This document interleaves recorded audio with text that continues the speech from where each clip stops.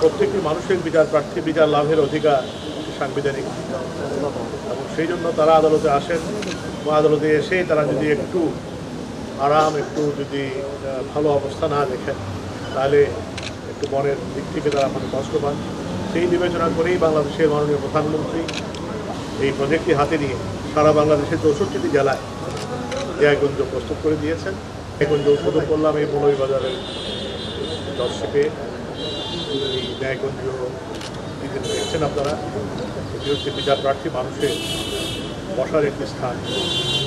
এটার ভিতরে 2টি টয়লেট সহ একটি ছোট স্টোর থাকবে, যাতে বিচার প্রার্থী মানুষরা এসে ঠিক সেদিক ঘোরাঘুরি না করে এখানে বসতে পারে।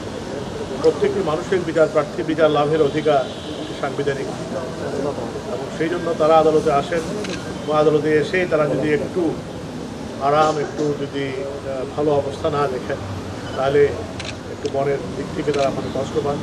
সেই বিবেচনা করেই বাংলাদেশের মাননীয় প্রধানমন্ত্রী একটি প্রজেক্ট হাতে নিয়েছেন এবং প্রত্যেকটি জেলায় আমার যে পূর্বসূরি ছিলেন মাননীয় প্রধান বিচারপতি, তারই উদ্যোগে এবং তার চেষ্টায় মাননীয় প্রধানমন্ত্রী বুঝিয়েছিলেন এবং মাননীয় প্রধানমন্ত্রী শেখ হাসিনা এই প্রজেক্টটি হাতে নিয়ে সারা বাংলাদেশের 64টি জেলায় ন্যায়গঞ্জ প্রস্তুত করে দিয়েছেন। তার মধ্যে আজকে আমরা এই মৌলভীবাজারের ন্যায়গঞ্জটি উদ্বোধন।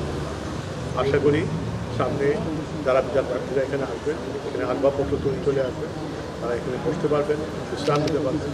ভেতরে একটি মাতৃতথ্য সেন্টারও আছে, ব্রেস্ট ফিডিং করার ব্যবস্থাও সেখানে আছে। মহিলারা যারা আসবেন তাদের জন্য একটা আলাদা টয়লেট আছে। এগুলি আসলে সব কিছুই মানুষের কল্যাণে এবং বিচার প্রার্থী মানুষ যারা কোর্টে আসবে তাদের কল্যাণে। আমরা আশা করি এই পদক্ষেপের মধ্য দিয়ে মানুষ একটু সেবা পাবে। বিচার বিভাগের পক্ষ থেকে এই সেবাটি করে দেওয়ার জন্য আমি বাংলাদেশের প্রধানমন্ত্রী শেখ হাসিনাকে আন্তরিক ধন্যবাদ।